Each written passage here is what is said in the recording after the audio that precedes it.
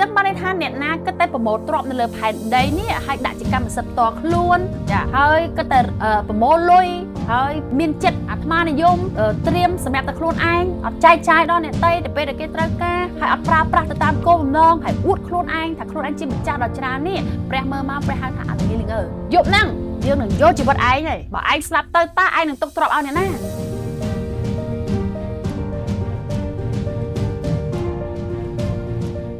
អូខេយើងមើលនៅក្នុងអូខេខមមួយនេះហើយពេលដែលអ្នកចាត់ចែងខ្ញុំចង់រំលឹកម្ដងទៀតកុំព្យាយាម claim ownership កុំបានអ្វីក៏ដោយបាននៅក្នុងដៃកុំចិត្តទៅហៅរបស់នឹងរបស់ខ្ញុំណាអាពាក្យនឹងខ្ញុំដកចេញពីកូនខ្ញុំនៅក្នុងការបង្រៀនគាត់ខ្ញុំប្រាប់ថាអត់មានទេអត់មានរបស់អ្នកណាអ្នកនោះមួយទេអត់ទេព្រោះនៅពេលដែលប្រជែងគ្នារបស់ឲ្យមួយឬក៏របស់លេងមួយគឺកាយតែប្រើពាក្យមួយថាអានឹងរបស់ខ្ញុំអានឹងរបស់ខ្ញុំឲ្យទាញគ្នាបន្ទង់គ្នាអញ្ចឹងបង្រៀនថាអត់មានជាម្ចាស់របស់អ្នកណាមួយទេអ្នកណាថែទាំបានល្អនឹងបាខ្លាយជារបស់អ្នកនោះណាយើងត្រូវតែបង្រៀនអ្វីដែលត្រូវដល់ក្មេងដែរទើបគាត់ធំឡើងក៏អត់ចេះ mismanage គាត់អត់ចេះគ្រប់គ្រងខុសគាត់ចេះគ្រប់គ្រងត្រូវតាមគោលការណ៍របស់ព្រះជាម្ចាស់វិញអូខេអ្នកទាំងអស់គ្នាមើលនៅក្នុងខនេះហើយមើលមេរៀនឃើញមេរៀនរឿងគ្រប់គ្រងមួយទៀតដែរនៅក្នុងលូកាទី12នេះអ្វីដែលព្រះអង្គសោយចំអកឲ្យមនុស្សដែលនៅលើផែនដីអួតថាដៃខ្ញុំធ្វើឲ្យខ្ញុំមានបានអ្វីខ្ញុំបានជារបស់ខ្ញុំទាំងអស់ញ៉េព្រោះថ្ងៃហ្នឹងបញ្ហារបស់មនុស្សគឺដូច្នោះ ownership គឺអ្វីដែលភាពជាម្ចាស់នៃទ្រព្យណាមួយធ្វើជាម្ចាស់នៃទ្រព្យណាមួយអញ្ចឹងនេះជាបញ្ហាដ៏ធ្ងន់ធ្ងររបស់មនុស្សទ្រង់ក៏បង្រៀនមេរៀនព្រោះទ្រង់ឃើញនេះជាសេចក្តីទុច្ចរិតមួយទៅកាន់ព្រះជាម្ចាស់បើយើងពិតជាមានបានមែនហើយយើង claim ថា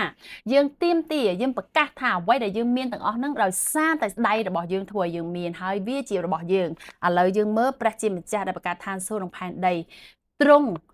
ឆ្លើយតបមករបៀបម៉េចជាមួយនឹងមនុស្សដូច្នោះទ្រង់ថាម៉េចព្រះអង្គក៏និយាយប្រយ័ត្នណាកុំលោភលន់ចង់បានទ្រព្យសម្បត្តិឲ្យសោះទ្រង់សម្ដៅទៅទ្រព្យទាំងអស់ដែលមាននៅលើផែនដីទោះបីមនុស្សមានសម្បត្តិបរិបូរណ៍យ៉ាងណាក៏ដោយក៏ជីវិតគេមិនអាស្រ័យទៅលើទ្រព្យសម្បត្តិនោះឡើយព្រះអង្គមានបន្ទូលជាពាក្យប្រស្នាទៅគេថាមានបរិសម្នាក់នេះព្រះអង្គនិយាយជា parable ទៅកាន់មនុស្សទាំងអស់នៅខាងក្រៅដែលគេកំពុងតែប្រកាសថានេះជាផ្ទះខ្ញុំនេះជាទ្រព្យសម្បត្តិខ្ញុំនេះជាភូមិរបស់ខ្ញុំនេះជាសហគមន៍របស់ខ្ញុំនេះអ្វីដែលខ្ញុំសង់នេះជាឃ្លាំងរបស់ខ្ញុំអញ្ចឹងណាតែព្រះអង្គបង្រៀនគេជាសាច់រឿងនៃធៀបទៀតព្រះអង្គថាមានបរិសម្នាក់ជាសេដ្ឋីមានដីធ្លីរបស់គាត់ហ្នឹងដីធ្លីរបស់គាត់ដែលគាត់មាននេះបានផ្ដល់ភោគផលឲ្យគាត់ជាច្រើនយ៉ាងបរិបូរណ៍តែម្ដងគាត់គិតតែក្នុងចិត្តខ្លួនគាត់ថាខ្ញុំគ្មានកន្លែងណាដាក់ភោគផលរបស់ខ្ញុំសោះព្រោះវាច្រើនណាស់តើខ្ញុំត្រូវធ្វើដូចម្ដេចទៅហើយគាត់ក៏គិតទៀតថាខ្ញុំត្រូវតែធ្វើយ៉ាងនេះគឺរស់អាជង្រុកចាស់ប្រមាណហ្នឹងចោលទាំងអស់តបមកសង់ជង្រុកថ្មីធំតែម្ដងរួចហើយខ្ញុំក៏ប្រមូលផលស្រូវសាលីរបស់ខ្ញុំហើយទាំងផលទាំងអំបានបានចេញពីភោគផលដីរបស់ខ្ញុំនេះដាក់ចូលទៅក្នុងជង្រុកថ្មីនោះទាំងអស់ទៅតមកទៀតខ្ញុំនឹងនិយាយប្រាប់ខ្លួនខ្ញុំថាខ្ញុំអើយខ្ញុំមានសម្បត្តិយ៉ាងនេះហើយក៏បរិបូរណ៍ម៉ែបំរុងទុកចិញ្ចឹមជីវិតសម្រាប់ច្រើនឆ្នាំទៀតខ្ញុំត្រូវសម្រាប់នេះបើន័យថាខ្ញុំអាចសម្រាប់បានហើយគិតតែស៊ីផឹកសបាយទៅបានហើយព្រោះអ្វីខ្ញុំមាននឹងវាច្រើនណាស់បរិបូរណ៍ខ្ញុំចាយមិនអស់ផងប៉ុន្តែចំណុចប៉ុន្តែចូលឲ្យអ្នកចងចាំព្រះដែលជាម្ចាស់នេះទ្រង់ក៏មានបន្ទូលទៅកាន់សេដ្ឋីនោះថាណែអាមនុស្សល្ងឆោតល្ងងយប់នេះយើងនឹងផ្ដាច់ជីវិតឯងហើយដូច្នេះទ្រព្យសម្បត្តិដែលឯងបានប្រមូលទុកសម្រាប់ខ្លួនឯងនេះនឹងបានទៅជារបស់នរណាវិញអ្នកណាដែលប្រមូលទ្រព្យសម្បត្តិទុកសម្រាប់ខ្លួនឯងហើយគ្មានសម្បត្តិសួគ៌គ្មានសម្បត្តិនៅឋានសួគ៌គ្មានតំណែងដែលជាសម្បត្តិនៅឋានសួគ៌ជាមួយព្រះជាម្ចាស់នេះទ្រង់ចង់សម្ដៅហ្នឹងអ្នកនោះប្រៀបបីដូចជាសេដ្ឋីនោះដែរចឹងបានន័យថាអ្នកណាគិតតែប្រមូលទ្រព្យនៅលើផែនដីនេះហើយដាក់ជាកម្មសិទ្ធិផ្ទាល់ខ្លួនចាហើយគិតតែប្រមូលលុយហើយមានចិត្តអាត្មានិយមត្រៀមសម្រាប់តែខ្លួនឯងអត់ចែកចាយដល់អ្នកតីទៅពេលដែលគេត្រូវការហើយអត់ប្រើប្រាស់ទៅតាមគោលបំណងហើយអួតខ្លួនឯងថាខ្លួនឯងជាម្ចាស់ដ៏ច្រើននេះព្រះមើលមកព្រះហៅថាអលងាយលងើ យប់ហ្នឹងយើងនឹងយកជីវិតឯងហើយបើឯងស្លាប់ទៅតើឯងនឹងទុកទ្រព្យឲ្យអ្នកណាញ៉េព្រះអង្គសួរមកអ្នកនោះ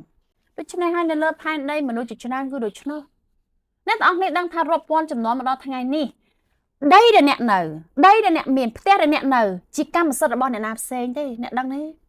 មិនមែនជាកម្មសិទ្ធិរបស់ពុកម្ដាយអ្នកក៏មានដែរហើយឪពុកម្ដាយអ្នកក៏ទទួលបានទ្រព្យធនទាំងឡាយហ្នឹងពីអ្នកណាផ្សេងដែរឃើញទេគាត់ពីមុនគឺនៅកន្លែងផ្សេងទេពីជីដូនជីតាគាត់មកឃើញទេមើលព្រះអង្គនឹងបានន័យថាបដូរទិសបដូរតំបន់បដូរម្ចាស់បដូរអ្នកគ្រប់គ្រងអាស្រ័យទៅលើសមត្ថភាពនៅក្នុងការគ្រប់គ្រងរបស់គេឲ្យគេទៅនៅនេះទៅនោះចឹងគ្មានអ្នកណាមួយដែលកាន់ជាកម្មសិទ្ធិម្ចាស់កម្មសិទ្ធិទៅលើទ្រព្យណាមួយនេះជានិរន្តរភាពមកដល់ថ្ងៃនេះគឺគ្មានឡើយចាអ្វីទាំងអស់គឺជារបស់ប្រជាជនបានថាជារបស់ព្រះជាម្ចាស់ដែលជាម្ចាស់នៃឋានសួគ៌និងផែនដីទាំងអស់ដូច្នេះហើយបើអ្នកទាំងអស់នេះសិក្សានៅអ៊ីស្រាអែលអត់មានអ្នកណាមួយជាម្ចាស់ដីទេគឺជួពីរដ្ឋាភិបាលទាំងអស់ហើយរដ្ឋាភិបាលហៅខ្លួនឯងថាជាមេការមើលការខុសត្រូវឲ្យព្រះជាម្ចាស់ដែលម្ចាស់ឋានសួគ៌និងផែនដីនៅក្នុងឌូបៃបើអ្នកទាំងអស់នេះទៅសិក្សាអ្នកទាំងអស់នេះចង់វិនិយោគអ្វីក៏ដោយនៅឌូបៃអ្នកទាំងអស់នេះអត់មានសិទ្ធិខ្លាយទៅជាម្ចាស់កម្មសិទ្ធិនៃដីអ្នកមានសិទ្ធិទិញផ្ទះតែផ្ទះរបស់អ្នកនេះមានអាយុកាលប៉ុណ្ណាអ្នកជាម្ចាស់ត្រឹមប៉ុណ្ណោះអ្នកមិនអាចជាម្ចាស់ដីបានទេនេះជាច្បាប់អ្នកទាំងអស់នេះទៅសិក្សាមើលឃើញទេព្រោះនេះជាច្បាប់មួយនៅក្នុងប្រព័ន្ធអាណាចក្រចាហើយច្បាប់នេះគឺបានចេញពីព្រះជាម្ចាស់ព្រោះទ្រង់គឺជាម្ចាស់នៃអ្វីៗទាំងអស់